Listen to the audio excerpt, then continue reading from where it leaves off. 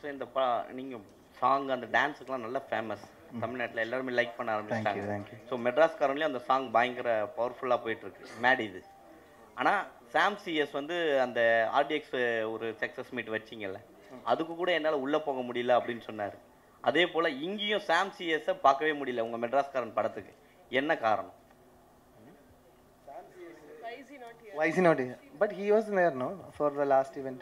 Teaser launch ku vandha rahe. Even Pooja padam Pooja ku vandha teaser launch ku. Ipo avaru Sri Lanka il irukkranga சொன்னேன். நிறைய படம் பண்றாங்கல. கலைஞர்ட்ட கொடுங்க இங்க. அண்ணா இப்போ நீங்க ஸ்டேஜ்ல சொன்னீங்க. போலரான பார்ட்டியா உட்கார்றாங்களே ஃபர்ஸ்ட் ரோல. ஸ்டேஜ்ல சொன்னீங்க. பெரிய படங்கள்லாம் வந்து சின்ன படங்களை வந்து டோட்டலா அழுத்திடுறாங்கன்னு நீங்க. சரி இப்போ இப்போ வந்து நீங்கள் சொல்கிற விஷயம் வந்து நல்ல புதுசாக இருக்குது. இது யாருக்கிட்ட எடுத்துன்னு போனால் சரியாக இருக்கும்? ஏன்னா நீங்கள் எல்லாருமே இண்டஸ்ட்ரியில் எல்லாருமே எல்லா கவுன்சிலுமே நடிகர் சங்கம், தயாரிப்பாளர் சங்கம், இயக்குனர் சங்கம் எல்லாருமே ஒன்றா உட்காந்து பேசி ஒற்றுமையாக அந்த மாதிரி ஒரு முடிவு எடுத்தால் நல்லாயிருக்கும். கண்டிப்பாக அது வந்து என்னென்னா இப்போ நீங்கள் ஒரு படம் வரலன்றது வந்து எனக்குமே வருத்தமாக தான் இருக்குது. நானுமே ரொம்ப ஏன்னா மகிழ் திருமணி சாரோட ஃபேன், அஜித் சாரோட பயங்கரமான எனக்கு ரொம்ப பிடிக்கும் அவர். அந்த படத்துக்காக வெயிட் பண்ணேன். பட் வரலன்னொடனே இவர் எடுத்தோன்னே தேங்க்ஸ் வர சொல்லிட்டாரு. 10 படம் வருதுன்றது ஓகே. பட் ஆனால் வந்து இப்போ 10 படம் வெயிட் பண்ணுறதுக்காக லாஸ்ட் மினிட்ல வரணும். இப்போ நிறைய படங்கள் வரணும்னு ட்ரை பண்ணியிருந்துருக்கலாம். அவங்க வரலன்னு பெரிய படம் வரலன்னு தெரிஞ்சோன்னே அவங்க போஸ்ட் ப்ரொடக்ஷன் இன்னும் ஃபாஸ்ட் பண்ணியிருப்பாங்க. ஸோ இந்த மாதிரி ஒரு படம் வந்து மொத்த ஸ்பேஸையும் எடுத்துகிட்டு போகிறது இல்லாமல் அதுதான் நான் ஓப்பனாக தான் சொன்னேன். அப்படி இல்லாமல் அது வந்து கொஞ்சம் ஆர்கனைஸ்டாக இருந்ததுன்னா ஒரு பெரிய படம் அவங்களுக்கு ஒரு நம்பர் ஆஃப் தியேட்டர்ஸ், அதுக்கப்புறம் அது கூட ஒரு மீடியமான படமோ 2 படமோ இல்லைனா அதுக்கப்புறம் சின்ன படங்கள் புது ஏன்னா இப்போ ரொம்ப பேஷனோட சினிமா ரொம்ப அணுகி வராங்க நிறைய பேர். இப்போ ஜெகதீஷ் ப்ரோ நான் ஏன் சொன்னேன்னா ஜெகதீஷ் ப்ரோ மாதிரி ஆளுங்க ஜெயிச்சாங்கன்னா தமிழில் இன்னும் நிறைய படங்கள் வரும், நிறைய நியூ ஆர்டிஸ்ட் வருவாங்க, நியூ டைரக்டர்ஸ் வருவாங்க.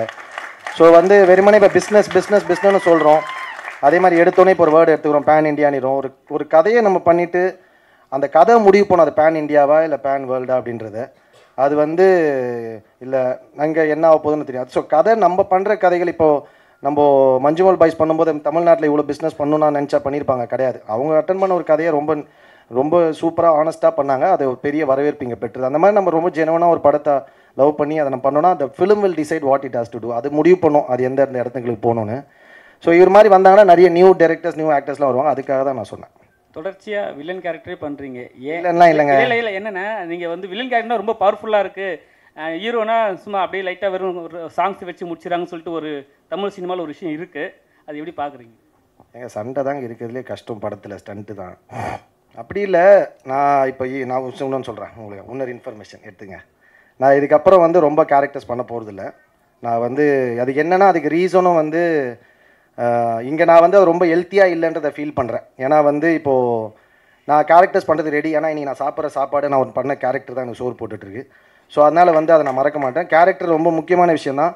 பட் ஆனால் என்னென்னா இது வந்து இங்கே இப்போ மலையாளம் எடுத்திங்கன்னா எக்ஸாம்பிள் நான் சொல்லுவேன், சில ஆக்டர்ஸ் வந்து மல்டி ஸ்டாரர் பண்ணுவாங்க.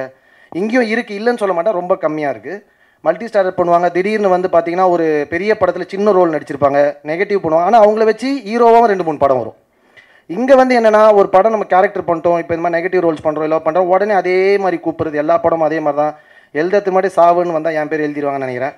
ஸோ அதே மாதிரி வர்றது. ஸோ அது ஒரு பஞ்சாயத்தாகவும் இருக்குது. நான் பரவாயில்ல, அது நான் நமக்கு நல்லா நடித்தா பாராட்டுறாங்களா அதை ஏற்றுக்கிறோன்னா, கலாச்சாரம் ஏற்றுக்கணும், கிண்டல் பண்ணாலும் ஏற்றுக்கணும், அதை நான் கண்டிப்பாக ஏற்றுக்கிறேன். பட் சொல்கிற விதம் இருக்குது, அது நல்ல விதமாக சொன்னால் கண்டிப்பாக ஏற்றுன்னு நான் மாற்றிப்பேன். ஸோ வந்து என்னென்னா அதனால் அந்த பிரச்சனை இருக்கிறதால என்னென்னா இப்போ வந்து நம்ம கேரக்டர் பண்ணும்போது இப்போ நார்மலாக ஒரு படம் வச்சுங்க, பெரிய ஹீரோஸ் படம்லாம் வேணாம், அதெல்லாம் நார்மலாக ஒரு படம் பண்ணுறாங்க. அந்த படம் பண்ணுறாங்க, இப்போ அந்த படத்தில் வந்து யாருனாலும் ஹீரோவாக நடிக்கலாம். இப்போ ஒரு புது ஹீரோ நடிக்கிறாருன்னு வச்சிங்களே, ஒரு நார்மலாக ஒரு ஹீரோ நடிக்கிறாங்க, அதுலேயுமே நம்ம செகண்டரியாக தான் எழுதுறாங்க, செகண்ட் கேட்டகிரிலே வச்சுருக்காங்க. ஸோ அது வந்து கொஞ்சம் டிஸ்டர்பிங்காக இருக்குது. I don't feel that is healthy. எனக்கு அது செட் ஆகலை. ஸோ அதனால் நான் வந்து இதுக்கப்புறம் ரொம்ப எக்ஸ்ட்ரீம்லி சூஸியாக ரொம்ப கரெக்டாக இருந்தால், ரொம்ப சூப்பராக இருந்தால் மட்டும் தான் கேரக்டர்ஸ் பண்ணுவோம், இல்லைனா லீடாக தான் பண்ணலான்னு முடிவு எடுத்திருக்கேன். சரி சார். இங்கே சென்னையில் வந்து பார்த்தீங்கன்னா மெட்ராஸ்காரன் வந்து ஸ்லாங் வந்து வேறு லெவலில் இருக்கும். கேள்விப்பட்டிருக்கீங்களா? ஜஸ்ட் இப்படி தட்டிட்டு பைக்கில் ஏதாவது போயிட்டாவே வேறு மாதிரி வாய்ஸ் வரும். ஸோ அதெல்லாம் நீங்கள் கேட்டிங்களா? டைரக்டர் உங்களுக்கு எக்ஸ்பிளைன் பண்ணாரா? மெட்ராஸ்காரன்னா யாருன்னு சொன்னாரா? படத்தில் அந்த மாதிரி யூஸ் பண்ணியிருக்காங்களா உங்களை? ஓரளவுக்கு இருக்கு. இந்த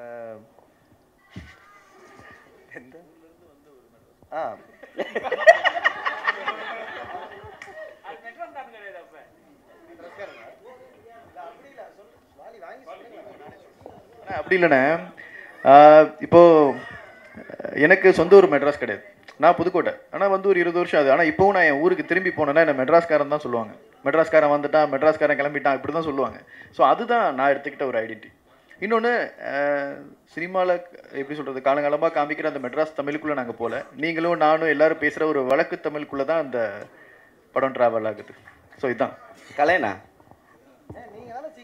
இல்லை ஆக்சுவலாக எல்லாம் நீங்கள் அங்கே சொல்லும் போது மலையாளத்துலேருந்து இங்கே வராங்க, தெலுங்குலேருந்துலாம் வராங்க அப்படின்னு சொன்னீங்க. ஆனால் தமிழ் சினிமாவில் பார்த்தீங்கன்னா 2ஆக பிரிஞ்சிருக்கு. அதை எப்படி பார்க்குறீங்க? தமிழ் சினிமாவில் படங்கள் வந்து ஜாதி ரீதியாக ஆயிடுச்சு. இப்போ மெட்ராஸ்காரன் அந்த லிஸ்ட்டில் இல்லை, பட் ஆனால் உங்களுக்கு தெரியும், அதனால தான் ஸ்பெசிஃபிக்காக உங்ககிட்ட இல்லைங்க. நம்ம அது கிடையாது, நம்ம இன்க்ளூசிவ் பாலிடிக்ஸ் தான் பேசணும். என்னென்னா, நம்ம யாரை ஒருத்தரை சரியாக காட்டுறோமோ அது பிரச்சனை இல்லை, யாரையுமே தவறாக காட்டக்கூடாது, அவ்வளோதான், சிம்பிள். ஓகேவா? ஸோ அது வந்து நீங்கள் பெருமை பேசுகிற, நான் என்ன சொல்கிறேன், உங்களை பற்றி நம்ம ஒருத்தரை பற்றி பெருமையாக பேசுகிறோம், அது அவங்கவுங்க இஷ்டம், அவங்க விருப்பம், அவங்களோட கல்ச்சராக இருக்கலாம், முறையாக இருக்கலாம், அது பிரச்சனை கிடையாது. பட் அதுக்காக நீ மற்றவங்கள தப்பாக காட்டக்கூடாது, மற்றவங்கள தாழ்த்தி காட்டக்கூடாது, அதுதான் லாஜிக், அவ்வளோதான், சிம்பிள். சூப்பர். மச்சான் வந்திருக்காங்க அங்கேருந்து, மனோஜ். ஆயிடா, நல்லா இருக்கியா? வாலி என்ன இங்கே அண்ணா, இப்போ ஒரு டேரக்டருக்கு ஒரு கனவு ஒன்று இருக்கும், படம் ரிலீஸ் ஆகுறதுன்ட்டு. ஆமாம். ஆனால் என்னென்னா, பொங்கலுக்கு ரிலீஸ் ஆகுறது வந்து பெரிய கனவு. அது யாருக்கும் ரிலீஸ் ஆகுது வாய்ப்பே கிடையாது, ரொம்ப கஷ்டம். ஏன்னா வந்து இப்போ இருக்கிற ஜென்ரேஷன் வந்து பெரிய பெரிய ஆக்டர்ஸ் மட்டும்தான் பண்ணுறாங்க. இப்போ வந்து உங்கள் மனநிலை எப்படி இருக்குது? அதுக்கு முழுக்க முழுக்க காரணம் எங்கள் ப்ரொடியூசர் தான். ஸோ அவருக்கு தான் நான் பெரிய தேங்க்ஸ் சொல்லணும். பொங்கலுக்கு நம்ம படம்லாம் வருமா அப்படின்னு யோசிப்போம்ல, ஸோ அதை சாத்தியப்படுத்தி காமிச்சிருக்காரு. ரொம்ப சந்தோஷமாக தான் இருக்குது, பெரிய விஷயம் தான்.